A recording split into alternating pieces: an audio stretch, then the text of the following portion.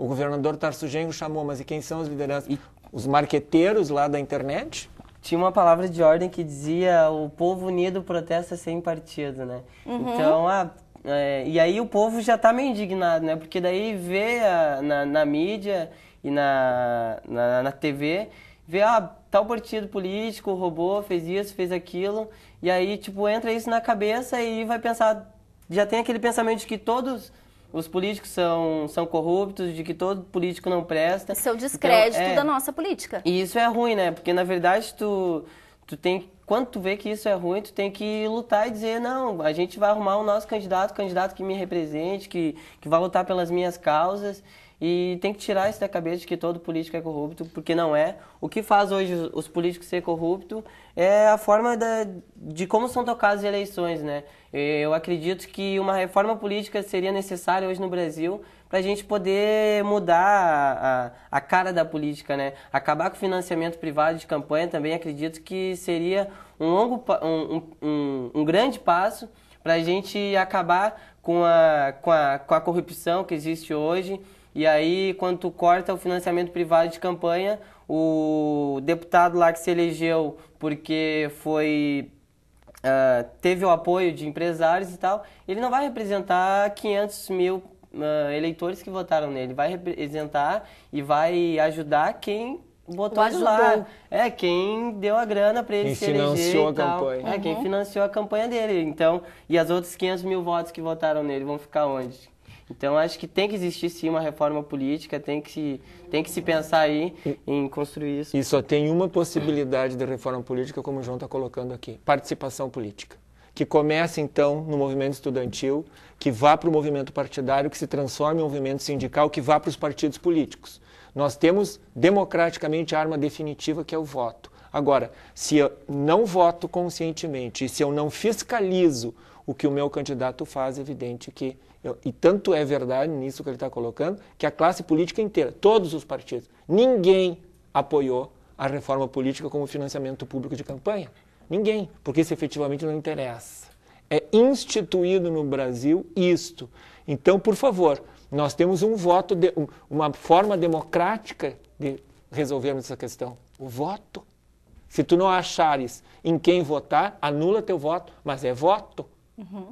E então precisa um direcionamento desse movimento, senão acontece o que aconteceu agora: ele esvazia, ele morre. Bom, nós, bem no início da fala, e várias vezes a gente comentou aqui que há 20 anos isso não acontecia, o João não viveu, por exemplo, os Caras Pintadas. Gostaria que que o professor colocasse um pouco mais de como foi aquela manifestação dos Caras Pintadas e qual é a diferença. Tem alguma semelhança entre essas duas manifestações? São completamente diferentes? Bom, o grande eleitor de Fernando Collor de Mello foi o senhor Roberto Marinho na Rede Globo, tanto é que o Collor de Mello era casado com a filha dele.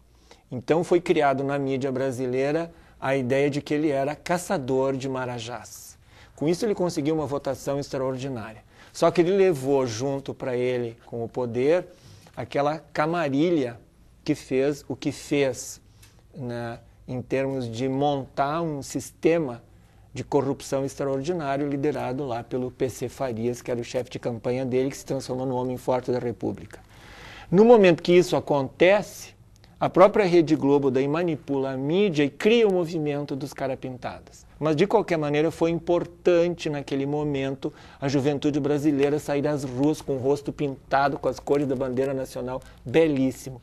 O grande líder do movimento, Lindenberg Farias, na época, presidente da União Nacional de Estudantes, ressuscita o papel da UNE na história brasileira, que foi muito importante durante o regime militar de 64. Muitos líderes políticos atuais pertenceram à União Nacional de Estudantes, na época, vários, e sofreram as consequências da participação política por ocasião da ditadura. Só que, uma vez Collor deposto, morre o movimento, desaparece. E por 20 anos, como o João disse, as pessoas não saem mais às ruas. Neste ínterim, Lindenberg Farias, o líder dos Caras Pintados, se elege prefeito de Nova Iguaçu e agora está cotado para ser candidato ao governo do Rio de Janeiro e está sofrendo um processo de improbidade administrativa. Queria fazer uma ressalva. Eu falei que há 20 anos aí o povo brasileiro não sai às ruas, mas não sai nessa grande massa que saiu, né? Porque desde que eu entrei no movimento estudantil há 3 anos e conheço um pouco da história, movimento estudantil, movimento sindical e vários outros movimentos sociais já vêm à rua, já vêm lutando por suas causas, mas aí... Não com tanta força. Não com tanta força, né? Igual foi há 20 anos e foi agora. Então, só deixar essa ressalva de que os movimentos estão na rua, estão se mobilizando já nesses 20 anos, mas a grande massa mesmo veio agora, depois desses 20 anos, a grande massa do ano passado. Um dado importante aqui, quem fez a eleição do Lula? Foi o movimento sindical. O Lula nasce como operário dentro do movimento sindical. Então, por favor, sem movimento estudantil, sem movimento sindical, sem partidos políticos, sinto muito, não é possível canalizar nenhuma reivindicação para se tornar direito efetivo da população. O Lula é a prova disso, quer dizer, a base de sustentação dele, os metalúrgicos do ABC.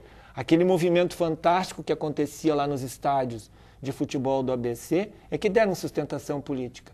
Então, vejam, o movimento sindical sustentou a eleição, pela primeira vez na história do Brasil, de um operário na presidência, 2 mandatos consecutivos. Isto é participação política efetiva. E foi a partir daí que eu acredito que o Brasil começou a dar grandes saltos no desenvolvimento e na questão de o crescimento social acompanhar junto e crescer economicamente junto o Brasil, né? Como as igualdades, o crescimento igual o Brasil enfrentou muito a questão da fome e tal, a partir do governo Lula, e aí também teve a questão do Bolsa Família. O Fome Zero. O Fome Zero, a questão do Bolsa Família. E aí as classes menos favorecidas do nosso país foram as que mais cresceram. Então, o Brasil chegou agora no momento em que tem uma grande classe média e a classe baixa meio que cresceu e ficou sem estrutura, né? Ganhou a autonomia para poder comprar, para poder ter sua casa, para poder ir na escola, tudo mais. Mas aí faltou, acho que a parte da estrutura, né? Então, todo mundo cresce junto, todo mundo vai junto economicamente, mas aí a parte da estrutura do Brasil. E por isso ficou mais exigente, como o professor falou. Ficaram mais exigentes. Nós vamos ao intervalo, em seguida a gente volta, até porque a gente quer falar mais sobre a questão dos black blocs, vamos também passar pela questão dos rolezinhos e falar um pouquinho mais ainda sobre a questão do trabalho da polícia frente a essas manifestações. Nós já voltamos então, fique conosco.